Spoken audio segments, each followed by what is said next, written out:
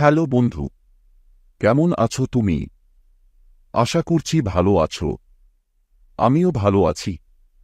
বন্ধু, আবারও একটা মজার গল্প নিয়ে চলে এসেছি। শেষ পর্যন্ত অবশ্যই শুনবে। চলো শুরু করি।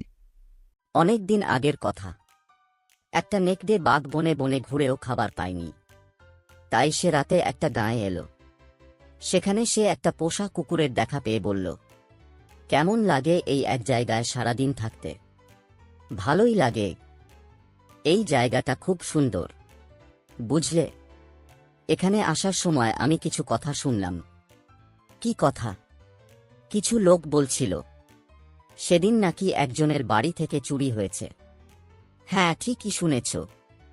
ওসব বাদ দাও। আচ্ছা ভাই, এখানে কোথায় খাবার পাওয়া যায়? কুকুরটি বলল, যদি তুমি মনিবের কাজ করতে পারো তবে অনেক খাবার পাবে। নেকড়ে বলল, কি কাজ করতে হবে? কুকুরটি বলল, রাতে মনিবের বাড়ি পাহারা দেবে, চোর ডাকাত তাড়াবে। তখন তুমি আমার মতো ছাড়া থাকবে, যেখানে খুশি ঘুরে বেড়াবে। নেকড়ে বলল, দিনের বেলায় কি কাজ? কুকুর বলল, দিনে শুধু পেট ভরে খাওয়া আর আরাম করে ঘুমানো। তখন মনিব তোমায় শেকল দিয়ে বেঁধে রাখবে। নেকড়ে বলল, এমন পরাধীন হওয়ার চেয়ে না খেয়ে থাকাই ভালো।